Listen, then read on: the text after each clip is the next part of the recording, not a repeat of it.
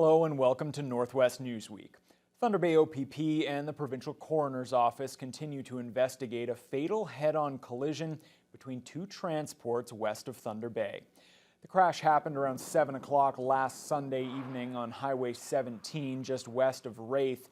Both vehicles were engulfed in flames and the two drivers were pronounced dead at the scene.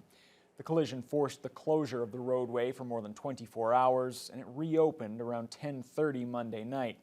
The OPP says its technical collision investigators are still trying to determine the cause. Meanwhile, the presiding coroner is expected to take some time to positively identify the victims, and the OPP still isn't sure if there were any other occupants in the two rigs. It's a landmark ruling that could bring hope to a pair of Northwestern Ontario First Nations. The Supreme Court has ruled that two companies are on the hook for looking after a mercury-contaminated site upstream from the Grassy Narrows and Wabaseemoong First Nations. 8 years ago, those firms, Resolute and Weyerhaeuser, were ordered by the Ontario government to do remedial work on the site. But the companies argued financial protection granted to previous owners should apply to them as well. About 9,000 kilograms of toxic effluent was dumped into a river in the 1960s. The area was home to a pulp and paper mill, and the contamination made people sick. OPP in Greenstone have arrested an 88-year-old Geraldton man in connection with a series of historic sexual assaults. The victim came forward in May with the complaint about the incidents, which occurred between 1971 and 1984. Henry Mackey has been charged with rape, with sexual intercourse with a female under 14 years of age, and intercourse with a female between 14 and 16. Mackey will appear in court to answer to the charges on January 9th. This week, members of the Ontario Secondary Schools Teachers Federation staged a one-day strike across the province to protest education cuts made by the province. Here in the Northwest, teachers rallied at schools, and in one community, they tried to get answers from an area MPP. Adam Riley reports. Teachers marched the perimeter of Dryden High School Wednesday, calling out the cuts to education made by the Ford government. Dave Darling teaches at DHS. He says should the government continue with its proposed class size changes, it would be catastrophic for students in the Northwest in terms of classes and the programming available to them. Our schools are smaller in general, and when you start looking at the numbers the government is asking for, it would be absolutely devastating to our students. Meanwhile, in Kenora, teachers chose a different location to picket, out front of Kenora Rainy River MPP Greg Rickford's office, and even took to showing up at a funding announcement he attended. Wayne Utila says neither he nor anybody locally has spoken with Rickford on the matter. We're hoping to bring our message to him and to the Conservative government generally. We want to sit down and negotiate, for the kids. In a perfect world, I hope that we get back to the table and we can have some meaningful negotiations. Nobody wants to be on strike, of course. Nobody wants to see schools closing, and we just want to settle this and have some good things set in place for kids so we can move forward. Rickford says the province has come forward with several solutions and believes students should be in the classrooms. We've made a number of major concessions. We've significantly reduced the number of students in the classroom concessions, the number of online courses from 4 to 2. And we believe now that the sole issue is around pay. However, Darling says those concessions are just a rollback on initial cuts. They came out with some pretty drastic cuts. They're walking them back and calling that an improvement, and that's not an improvement to us. You can say that it's about money in regards of the tremendous amount of cuts they're wanting to make from the system, taking away teachers and options for students, increasing class sizes. None of this is good for students. But Rickford contests the province would still have the lowest class sizes in the country. He adds the province has also increased investments towards science, technology, engineering, and math curriculums. Teachers were back on the job Thursday, however, with their Work to Rule campaign still in effect. Another one-day strike is scheduled for December 11th, with 9 boards across the province participating, including teachers from the Rainy River District School Board. Adam Riley, TBT News. A Thunder Bay MPP's push to improve the Northern Health Travel Grant was debated at Queen's Park this week. Thunder Bay Atikokan NDP Judith Monteith Farrell saw her first private member's bill pass second reading on Thursday. The legislation calls for the creation of a committee to review the program, which subsidizes costs for those traveling more than 100 kilometers for specialized medical treatment. Monteith Farrell says the program doesn't cover enough of the cost and often leaves people waiting too long for reimbursement. And Kenora Rainy River MPP Greg Rickford says he's generally supportive of the bill. Travel costs have risen considerably over the years, yet the amount covered has not gone up enough. People receive much less than the amount they spend. There are majority elements of this private member's bill that I appreciate very much and generally support. Rickford's colleague, Robin Martin, the parliamentary secretary to the Minister of Health, says some of the issues are already being addressed by her government. The bill's fate will be decided on third reading after committee review. The town council in Red Rock has appointed a new member following the death of Councillor Larry Woods last month. Woods was diagnosed with cancer earlier this year and passed away November 19th at the age of 72. He was very active within the community prior to being elected to council in 2018, serving on several boards and committees, including the Nipigon Watershed Advisory Committee and the Fire Department. During Monday night's meeting, after declaring Woods' seat vacant, Red Rock Council decided to appoint Cam Tedesco as Woods' replacement. He was the runner-up during the 2018 election. Tedesco will be sworn in at the next council meeting on the 16th. Well, an update now to a story we brought you last week. Officials in Greenstone now say the rec center in Geraldton will be closed for the remainder of the season due to an electrical fire last month. The cause of that fire is still under investigation. This week, the province announced it will move forward with some major health care changes across the province as it rolled out its Ontario Health Teams. One of those is the region-specific All Nations Ontario Health Team based in Kenora. Adam Riley was on hand for the announcement.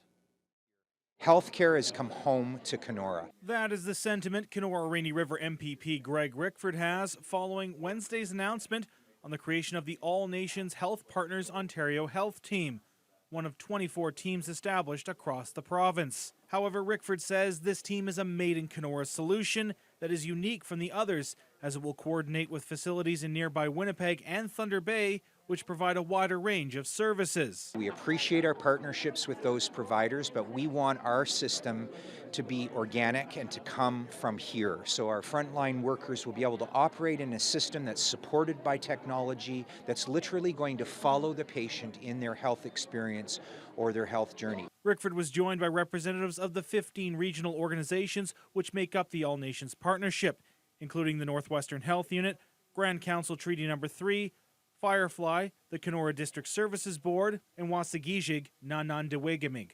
Executive Director Anita Cameron says the partnership has had a long history and has had several goals, which now are within reach. The partnership itself was actually initiated around the notion of recruitment and retention of healthcare professionals, and then the conversation grew to encompass the new hospital around the notion of a recruitable environment to bring new healthcare professionals into, and then the whole care close to home conversation as well. KDSB CAO Henry Wall says the region-specific Ontario Health Team is a first step to transforming healthcare in the Kenora and Nestor Falls area and will keep families and communities together. We have families who need urgent access to healthcare that they have to travel hundreds of kilometers, hours, just to access basic healthcare services, or our elders have to leave our communities to be close to care. That shouldn't happen, and that's what this is all about, saying we're going to change that so that we can keep our communities whole. A timeline as to how long it will take to implement the new health team was not made available, only that it will be brought in phases, and over time it will provide care for everyone within the area. Adam Riley, TBT News. When we come back, Indigenous leaders recently met in Ottawa to discuss their priorities with the new minority Liberal government.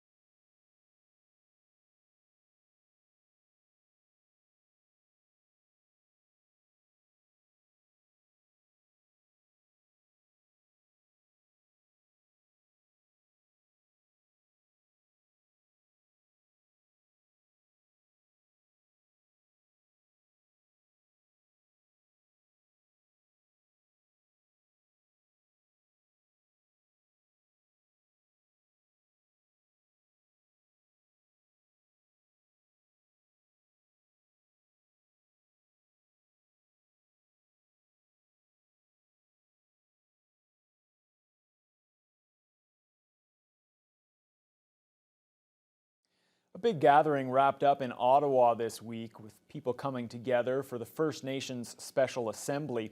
And an issue being faced by a pair of Northwestern Ontario communities was among the leading concerns. The group spent 3 days discussing ways to harmonize Canada's laws with the UN's Declaration on the Rights of Indigenous People. At the top of the agenda was the construction of a care facility for victims of mercury poisoning in Grassy Narrows. While the Liberals have promised to build the facility and clean up the region's drinking water, First Nations Assembly National Chief Perry Bellegarde says federal and provincial leaders need to move faster. You can't heal from mercury poisoning, and it has dreadful impacts on young people, on elders, on women, the whole community. And so there was a call to get this done, this center built, this mercury care home built. And so we're going to do all we can to make sure that that happens. And there's both levels of government in play here as well. It's not just the federal government. The Ontario government as well has a role to play in terms of cleanup, in terms of supporting the community. And so we're going to call on both levels of government to work together and get this done as soon as possible. 40, 50 years is way too long. Crime has been on the rise in Kenora, and the city is looking at ways to counteract the increased violence. Over the last months, there have been multiple incidents, several of which have involved firearms. Earlier this year, the city met with residents to discuss community safety and has since been working with its OPP detachment and businesses to come up with solutions. Mayor Dan Reynolds notes crime is on the rise across Canada, particularly violent crime. Violent crimes have happened in Kenora in the past. But until it hits home, people tend to forget about those things. So it's always disconcerting when you have incidents involving guns, and it's always when somebody's actually physically injured with a gun. It really creates that level of concern. So I think that'll only heighten. Reynard believes some of Kenora's issues stem from its proximity to Winnipeg, which has seen a very violent year, and from its location along the Trans-Canada Highway. Hornpain First Nation, which sits within the boundaries of the township of Hornpain, is wondering why it was excluded from a list of communities receiving funding from the Nuclear Waste Management Organization. The call comes on the heels of the decision by the NWMO to remove the region from contention in its search for a nuclear waste storage facility. Adam Riley explains. Last month, the Nuclear Waste Management Organization announced Hornpain and Manitowoc would no longer be considered as part of the area of study. Many communities in the area received several $100,000 each as a one-time well-being investment. While not a reserve, Hornpain First Nation has been recognized by the Anishinaabe-Aski Nation as a native community and is currently pursuing separate band status and a land base. After the NWMO's announcement, Chief Ron Hostis issued a statement questioning how the organization could justify excluding his community from the Wellbeing Fund, as the Hornpain First Nation is the host First Nation in the area. The statement goes on to allege the NWMO failed to respect Indigenous grave sites in planning for proposed exploratory borehole drilling, and charged that the organization deliberately ignored those burial sites brought to its attention. However, no actual borehole drilling took place in the Hornpain area. In a statement, an NWMO spokesperson says the one-time investment program is for both municipal and Indigenous communities that participated in the site evaluation process, something Hornpain First Nation did not do. According to the spokesperson, Hornpain First Nation Incorporated was not interested in learning more about our project and as such did not have an active Learn More agreement. While the NWMO offered to meet to discuss the Learn More program, Hornpain First Nation declined to meet with us to discuss any aspect of the project. The NWMO is now only considering 3 communities to host a potential nuclear waste storage site: the township of Huron-Kinloss and the municipality of South Bruce in southern Ontario, and the Ignace area here in the northwest. Adam Riley, TBT News. North Star Air says there were no injuries in a Tuesday morning accident involving one of its aircraft near Sachigo Lake. A statement from the company says the incident involved one of its BT-67 cargo aircraft with 2 crew members aboard. No other details have been released on the nature of the incident. The Transportation Safety Board and Transport Canada have been notified and are investigating. Sachigo Lake is located about 600 kilometers north of Thunder Bay. A Thunder Bay company held an open house this past week to celebrate the progress it's made and a move to its new location. Origin was started to help First Nations communities become self-sufficient and eventually adopted a more technological approach. Origin's Immersive Link headset is now used coast to coast to train people on a number of topics. The company has put hundreds of the virtual reality learning devices in the hands of students at all levels of the education system. Co-founder Paul Giles says the headsets are ideal for teaching Indigenous students on remote reserves, allowing them the same opportunities many take for granted. The opportunities we've had to understand what careers are available, what jobs are around us. We've been exposed to so many different occupations and careers in general. So in First Nations and a lot of remote communities, that isn't the case. And if you put someone in a situation that is deciding on career opportunities, there might be something out there they didn't even realize that they were good at, or was even a job to do, right? That they could actually get paid to do that. So that's what the goal is to bring as many career opportunities to everyone across Canada. So you can see what it's like to be a millwright underground as a miner, climb a pole like an electrician. So kids these days, or young adults or adults themselves, can see what it's like to be in different types of careers across Canada virtually. So it's a new type of field trip in a way. The business continues to expand. Origin will soon be offering cultural teachings like Indigenous skills and practices. On Friday, the organizers of September's Wake the Giant Music Festival made a big announcement at Thunder Bay's Dennis Franklin Cromartie High School.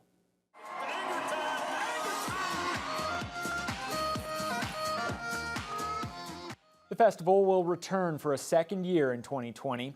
Early bird tickets are now on sale, and the lineup will be revealed sometime in the spring. DFC teacher Sean Spenrath says there's a new twist, the Gift of Giving project, which is a holiday ticket initiative. The Gift of Giving program, one of the things we're going to be doing is you can actually buy an $80 ticket this year. And not only do you get your own ticket, but you also get a ticket that will be donated to an Indigenous youth in the community. Last year's festival was headlined by Canadian bands Metric and July Talk, as well as local artist Coleman Hell. They were joined by other Indigenous and non-Indigenous artists. The festival drew more than 4,000 people to Marina Park. After the break, the town of Marathon opens up a new waterfront attraction.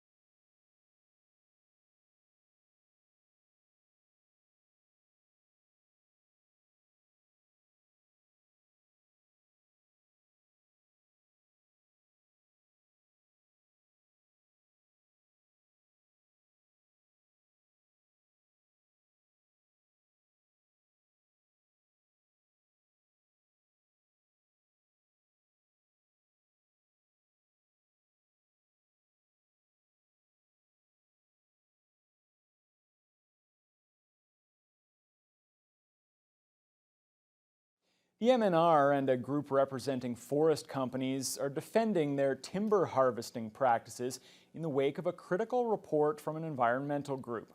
On Wednesday, the Wildlands League said its study of 20 and 30-year-old clear cuts in the forests north and west of Lake Nipigon still had logging scars covering about 14% of harvested areas. The deforestation is due to the creation of logging roads as well as landings, slash piles, and chipper piles being left behind. The report also says the size of these barren areas has been significantly underestimated.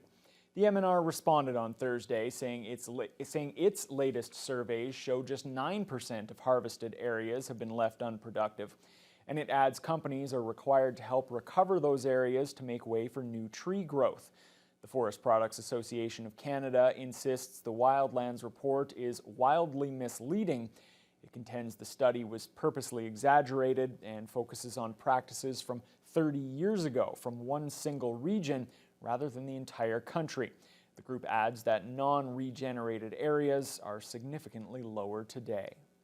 After months of public consultations and surveys, the City of Dryden has unveiled its new corporate brand. In June, stakeholders gathered to start crafting a new brand strategy for the city that would comply with its updated master plan. Now, 6 months later, this is the new look and message with which the city is using to greet visitors and market itself to the outside world. The city's website has already been updated with the new logo, and Economic Development Manager Tyler Peacock says elements that still feature the old logo will be phased out in the coming months. We have two major entrance signs at each end of our community that are going to be updated as well to reflect our new brand. Business cards, Facebook, social media, Instagram, all of those kinds of things will all be updated with it. And once we start advertising outside of Dryden, our brand will be in there as well. And I'm excited to share that Blaze Your Trail message. Peacock feels the new logo helps bring the city's brand and image up to 2019 standards. 3 OPP officers in Emo have been cleared of wrongdoing by the province's Special Investigations Unit. This after the arrest of an impaired driver in May. The SIU report says the 51-year-old man was found asleep in the driver's seat of a pickup truck. There were 3 people drinking alcohol on the tailgate and an infant asleep in the back seat. When police woke up the driver and tried to arrest him, he resisted, and officers had to physically remove him from the vehicle. The man suffered a fractured elbow and forearm, but the SIU director determined the officers acted reasonably and lawfully, and that there are no grounds for criminal charges. The RCMP's latest payload of toys touched down at the Thunder Bay Airport Friday morning, and it's sure to bring plenty of Christmas cheer to children in remote First Nation communities.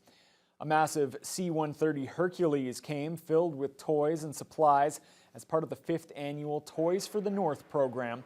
The RCMP's O Division, Gardewine Transport, and North Star Air partnered to collect children's toys and basic living essentials for families in Cat Lake and Sachigo Lake First Nations for them to enjoy during the holiday season. Participating pilots say they normally use the giant aircraft for military operations, but were pleased to use it for a different purpose. Usually we're training for dropping meals and bullets or whatever it is out of the Herc here into a theater of operations, and so being able to come and transport toys to kids is something we're proud to take part in. The amount of work that this took to coordinate from all the way down east where all the toys are collected to getting these toys up here. It's a lot of work by all of the organizations involved. But like I said, once we work together, we gel and we make it happen. More than 1,000 pounds of toys and supplies will be sent to families in the 2 northern communities on Friday. Well, that'll do it for this edition of Northwest Newsweek. Thanks for joining us.